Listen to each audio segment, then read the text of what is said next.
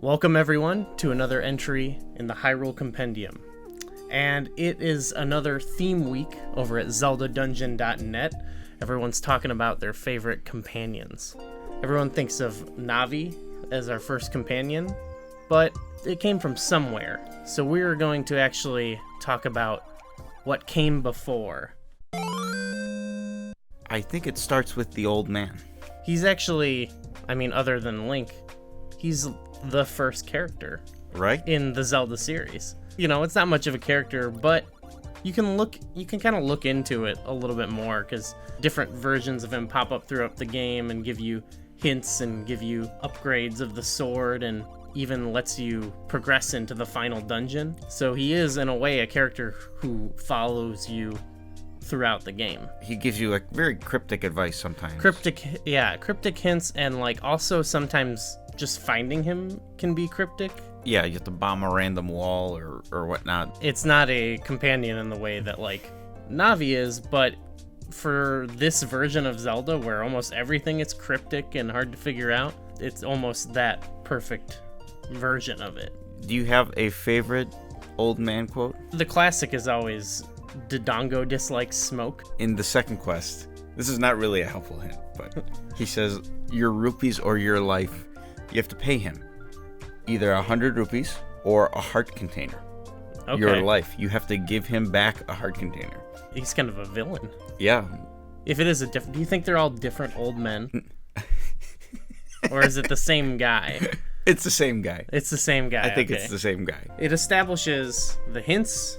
Like we said, we need a way to give the characters hints, and I guess a character, as we discussed. Yeah. With A Link to the Past, we're having full dialogue and cutscenes and stuff, so we can expand upon the character part.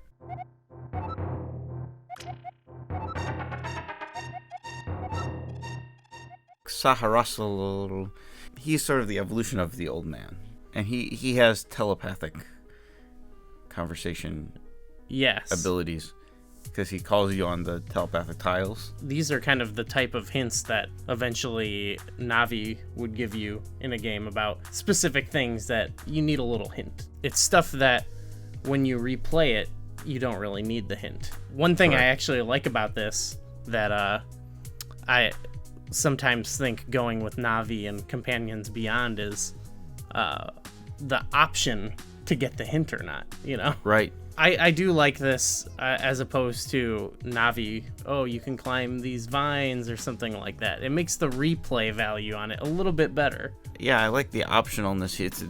There's no degree of annoyance, I don't think. Nobody's getting God, click, let me stop talking to this guy. It's not like Eslo or anything like that. Another thing they introduced in this game, though, that became a thing later on with Navi or other characters where you could talk to them and they would kind of remind you what your overall goal was. They introduced the fortune teller. It's just like a quick little reminder that you pay for. I guess the only downside is you would have to go back to the fortune teller if you forget the hint, or if you did the thing and you want a new hint. It's not exactly telling you 100%, go to talk to this person, get this item, and then use it to do, Yeah, it tells you, you need the Book of Medora, but it doesn't tell you how exactly to get it. Now, there's one other thing before Ocarina of Time that has this hint companion system. One new feature in Link's Awakening.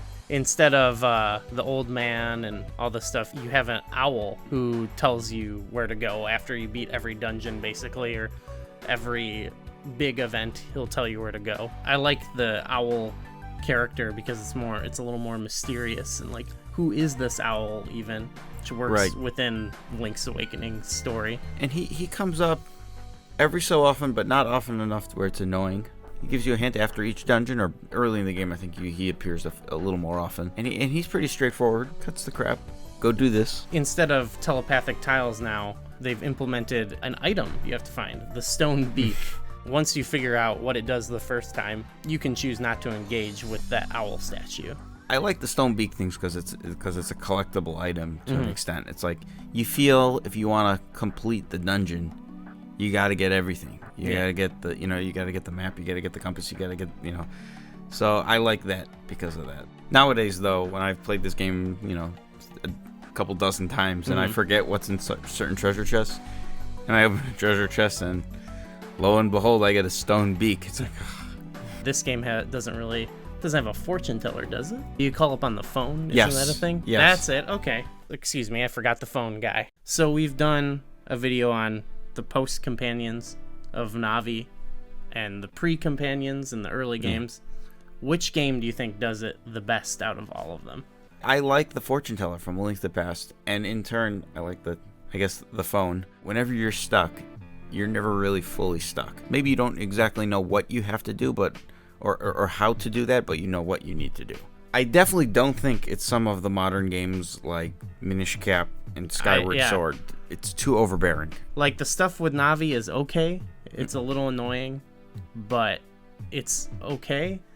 But they take it really far beyond Navi. My perfect interpretation is in Oracle of Ages or Seasons. You still have the optional owls that you can get the hints from. After you beat the dungeon, the Maku tree tells you where to go. And if you want from any location, you can click on the Maku tree on the map and you'll be repeated that hint. So it's not intrusive ever.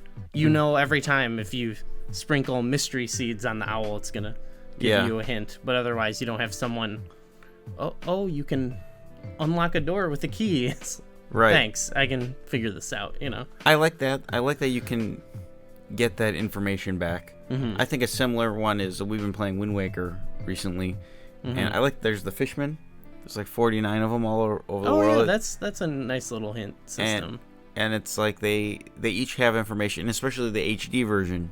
You can just open up your map and reread what the fisherman for that location had to say. I like that it's totally optional. You never have to do it, but he gives some helpful information. That's the key to a good companion or a hint system, I should say. We've kind of blurred those two together. Yeah, because the companions serve two purposes almost. Yeah. And I think a lot of the reason people like the newer companions is because they really like the stories attached to them. Yeah, like with Fi or Midna, they're characters themselves. Yeah. And they are, in some cases, the main characters of the game. Whereas more Navi was just, this is what you need to do and listen, That's pretty good, the actual character stuff with Midna and Fi, but for me, when I'm playing the game, like, I think just the story of, like, Sahasrahla and the Maku tree being very minimal works for me, and especially I think maybe the best balance of character and hints is maybe the owl, because it fits with the tone of the game where it's mysterious. You don't really, it's like, what is this owl? Why is it talking to me? I like that as opposed to tons of exposition and telling me why I care about the character. And it's like, let's just get down to the game and I'll make my own story. The character doesn't need to be with me, not at all times. Like they kind of be in the background where you can talk to them when you need to, but they're not literally attached to you. I'd be interested, I guess, to hear, like, do people care about the hints and, like, there's the meme of Navi and Fi being annoying. Like, do you all care about that balancing out with the actual story, or is the story of the characters what really brings you in? Like, which do you prefer? What's your balance, the proper balance as we discussed? Let us know in the comments.